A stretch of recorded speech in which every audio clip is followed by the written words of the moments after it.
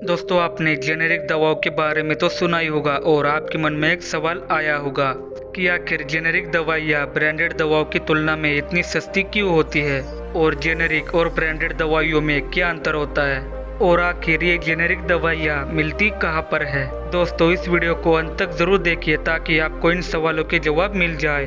दोस्तों, जब भी कोई मेडिकल कंपनी नई दवाई की खोज करती है तो वो उनका नाम भी रखती है और उन दवाइयों का पेटेंट भी कराती है और ये पेटेंट 20 साल तक का होता है। यानी कि जब तक उस कंपनी के पास उसका पेटेंट है उस वक्त तक कोई दूसरा उनके जैसी दवाइयाँ और उनकी नकल कर भी नहीं सकता। और अगर आपको उनकी जैसी दवाइयाँ बनानी है तो आपको उनका पेटेंट खरीदना होगा। और जिस कंपनी ने दवाइयों को इजाद किया है, अगर उस कंपनी का 20 साल का पेटेंट खत्म हो जाता है तो कोई भी इंसान उन दवाइयों को बिना पेटेंट के भी बना सकता है और इसी को जेनेरिक दवाइयाँ कहते हैं। दोस्तों, आमतौर पर एक मेडिसिन केमिकल और सॉल्ट ही होती है और इन्हें रिसर्च के बाद अलग अलग बीमारियों के लिए बनाया जाता है। लेकिन जो जेनेरिक दवाई होती है वो जिस केमिकल से बनी होती है उसी के नाम से जानी जाती है। इसे आप इस तरह से समझ सकते हैं जैसे पैरासीटामोल एक तरह का केमिकल या फिर सॉल्ट है और ये केमिकल दर्द और बुखार में काम आता है। और अगर दवाइयाँ उन केमिकल्स के नाम से ही बेची जा रही है तो इसी दवाइयों को जेनेरिक दवाइयाँ कहा जाता है। लेकिन अगर इसी दवा को केमिकल के नाम के अलावा किसी ब्रांड के नाम से बेचा जाए, यानी कि उदाहरण के लिए क्रोसिन नाम के ब्रांड से बेचा जाए, तो इसी दवाइयों को ब्रांडेड दवाइयाँ कहा जाता है। और हैरानी की बात तो यह है कि सर्दी, खांसी, बुखार और बदन दर्द जैसी बीमारियों में जेनेरिक दवाइयाँ 50 पैसों से लेकर 1.5 रुपए तक पर टैबलेट मिल जाती है, जबकि ब्रांडेड दवाइयों में ये कीमत 1 रुपए से लेकर 35 रुपए तक पहुँच जाती है। और दोस्तों, HIV, liver cancer, lung cancer ऐसी बड़ी बड़ी बीमारियों के लिए जो दवाइयाँ बनाई जाती है उनके सारे पेटेंट्स ब्रांडेड कंपनियों के पास ही होते हैं और यही कंपनियां इन दवाइयों को बड़े बड़े ब्रांड्स के नाम से बेचती है। और अगर यही दवाइयाँ जेनेरिक दवाइयों की तरह बेची जाए तो इसका खर्चा 200% तक कम हो सकता है।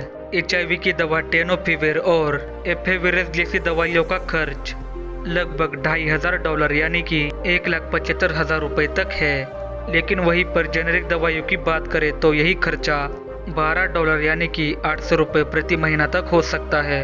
हालांकि ऐसी बड़े बड़े बीमारियों के इलाज बड़े बड़े हॉस्पिटल्स में ही होता है, तो ऐसे में ये मेडिसिन वहाँ के बड़े बड़े अस्पतालों में ही उपलब्ध हो पाती है।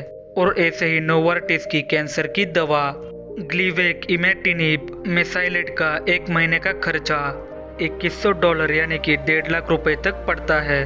तो वही जेनेरिक दवाइयों में इसका खर्चा $174 पर मंथ तक हो सकता है।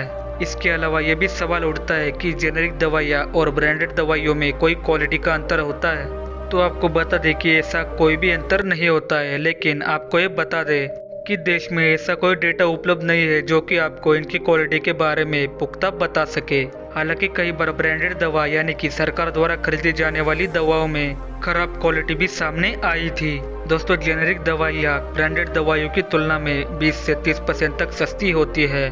दरअसल फार्मा कंपनियां दवाइयों के पेटेंट, रिसर्च और एडवर्टाइजमेंट के लिए काफी पैसे खर्च करती है, इसीलिए ब्रांडेड कंपनियों को बहुत सारा पैसा वसूलना पड़ता है। लेकिन वहीं पर जेनेरिक कंपनियों को ऐसा नहीं करना पड़ता, उनकी कीमत सरकार खुद तय करती है। यही कारण है कि जेनेरिक दवाइयाँ ब्रांडेड दवाइयों की तुलना में काफी ज्यादा सस्ती होती है। आप सोच रहे होंगे कि जेनेरिक दवाइयाँ कहाँ पर मिलती है, तो आपको बता दें कि जेनेरिक दवाइयाँ प्रधानमंत्री जन औषधि योजना से जुड़े जो केंद्र होते हैं उन्हीं केंद्रों में जेनेरिक दवाइयाँ ज्यादातर मिलती है। और इस देश में करीब 5,699 जन औषधि केंद्र है और यहाँ पर कैंसर से संबंधित भी कई सारी दवाइयाँ मिलती है। इसके अलावा अगर आप चाहे तो डॉक्टर से भी इन दवाइयों के बारे में लिखवा सकते हैं और आप मेडिकल स्टोर्स में से भी अच्छी क्वालिटी के जेनेरिक दवाइयों के बारे में पूछ सकते हैं और वहाँ से भी जेनेरिक दवाइयाँ खरीद सकते हैं। दोस्तों, भारत सस्ती यानी कि जेनेरिक दवाइयों का सबसे बड़ा एक्सपोर्टर माना जाता है और दुनिया भर के डिमांड की 20% डिमांड केवल भारत ही पूरी करता है। अमेरिका में 20% और यूके में 40% दवाइयाँ भारत ही सप्लाई करता है। तो दोस्तों, उम्मीद है कि आपको जेनेरिक दवाइयों के बारे में जानकारी अच्छी लगी हो। अगर वीडियो अच्छा लगे तो वीडियो को लाइक एंड शेयर जरूर करें और अगर आप इस चैनल पर नए हैं तो इस चैनल को सब्सक्राइब करके पास वाले बेल आइकन को दबाएं और ऑल पे क्लिक करें मैं आपसे मिलता हूँ किसी और वीडियो में, और तब तक के लिए नमस्कार।